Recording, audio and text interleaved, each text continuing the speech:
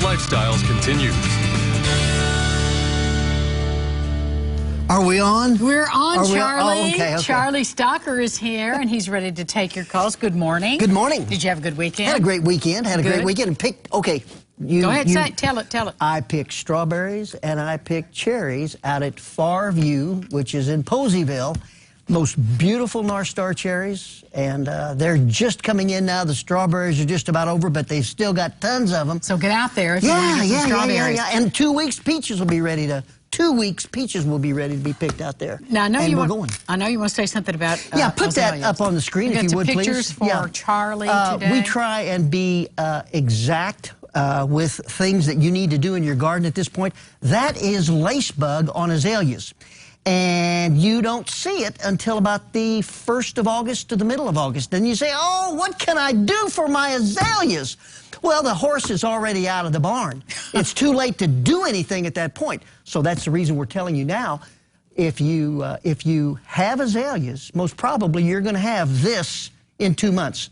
And you want to spray with, you want to spray with either malathion or bifenthrin, or you want to use neem oil. And if you do it now, you take care of the lace bug, and you won't see that damage in 2 weeks. Or in 2 months, rather. Yep. Kathy's on the phone for you this morning, Charlie. Good morning. Morning, Kathy. Hi, Charlie. Hi, Angie. My question is about compost. I have 2 questions related to composting. Number 1, how often can you compost during the summer? I'm thinking about putting a little bit in my potted plants and some on my lawn, some around my trees and shrubs.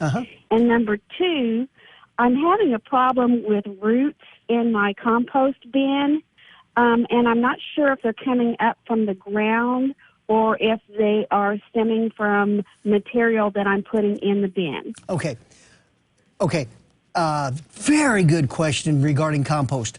Compost needs 3 things. They need the food, obviously the scraps, whatever you have, the shredded hardwood, or the leaves, the grass. They need the food. They need you to turn that compost about once a week, which involves the oxygen, and they need water. So if you provide those 3 things, you're going to have composting, especially in the summertime. It's called hot composting. You're going to have that about every 3 months. So every 3 months, you're going to be able to turn, sometimes 2, a good amount of compost and put it into wherever you want. The roots are a problem. You're probably close to a tree or a number of trees. And you can actually compost. It's not the heat, it's not the sun that causes that. You can put it in a shady area, but if you place it close to trees, that moisture and the rich nutrients of the compost are going to draw those roots to it.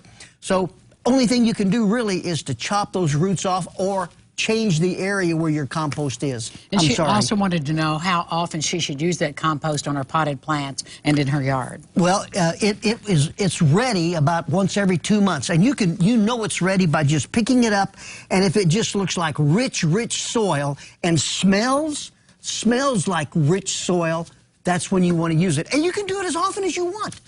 You can't a good soil, hear me out, a good soil will hold 5% organic matter.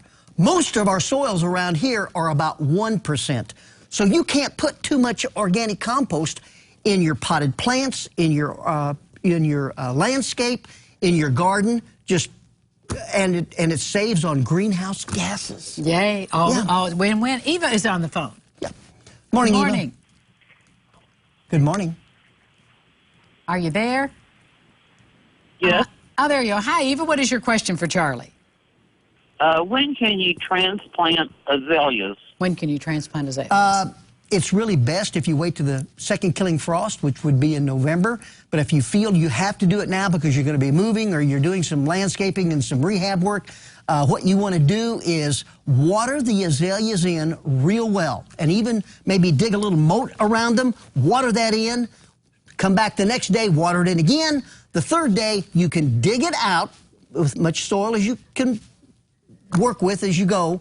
And you're hydrating by watering, and they don't even know they've been transplanted. And use a little cottonseed meal. That's the best fertilizer for azaleas. All right, we'll be back with more with Charlie's Talker right after this.